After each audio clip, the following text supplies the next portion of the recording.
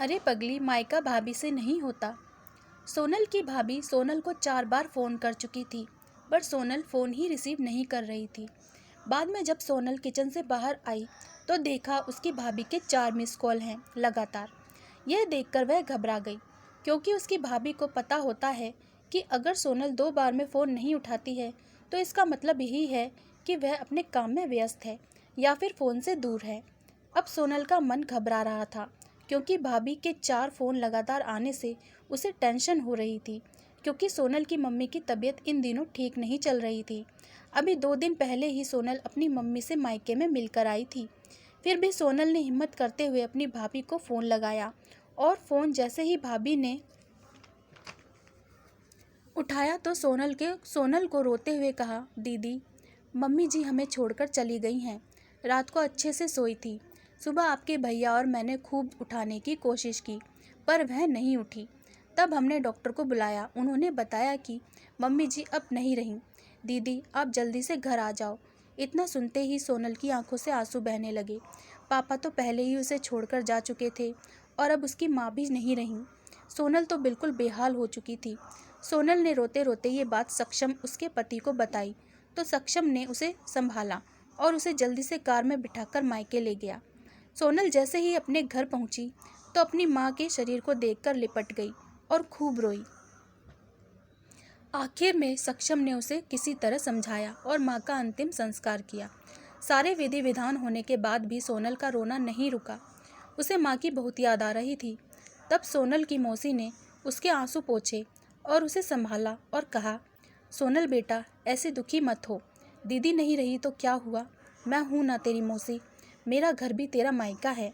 तेरा जब मन करे तब आ जाना अपनी मौसी के पास। वैसे कहते भी तो है ना, मौसी मतलब माँ जैसी। बेटी, मैं तेरा दर्द समझ सकती हूँ, क्योंकि तेरे पापा तो पहले ही तुझे छोड़कर जा चुके हैं और आज दीदी भी चली गई। कहते हैं ना कि माँ के जाने के बाद तो लड़कियों का मायका ही छूट जाता है। यह भाभी तो बस दुनिया को दिखाने के लिए नाम का रिश्ता होता है, क्योंकि मायका तो माँ से ही होता है। सोनल भी मन ही मन सोचने लगी कि शायद मौसी ठीक ही तो कह रही हैं, और वह मौसी से लिपटकर ज़ोर ज़ोर से रोने लगी और कहने लगी, क्या मौसी, मेरा भी मायका अब नहीं रहा। तभी सोनल की भाभी दूर बैठी दोनों की बातें सुन रही थी। पहले तो भाभी ने सोनल को चुप कराया और फिर उसे दिलासा दिया। फिर भाभी ने मौसी से कहा कि मौसी जी, आपने ऐसे कैसे कह दिया कि मायका केवल माँ से ही होता है।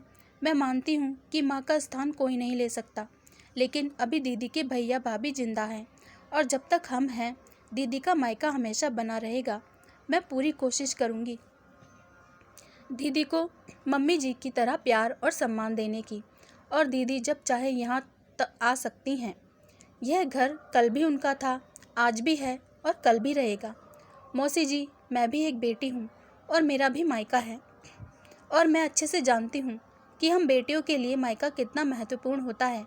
मौसी जी, आप दीदी को अपने घर ज़रूर बुलाइए, पर उन्हें अपने भैया भाभी के प्यार से दूर मत करिए।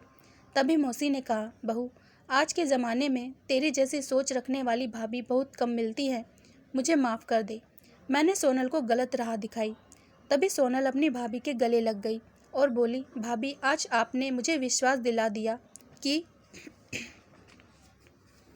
भाभी भी माँ के समान होती है, और मैं संतुष्ट हूँ कि जब तक आप और भैया हो, मेरा मायका सदा बना रहेगा। और किसी ने कहा है ना कि भाभी माँ के समान होती है। आज आपने मुझे इस बात का विश्वास भी दिला दिया है। कहानी पसंद आई हो तो प्लीज़ चैनल को लाइक एंड सब्सक्राइब ज़रूर करें। धन्यवाद।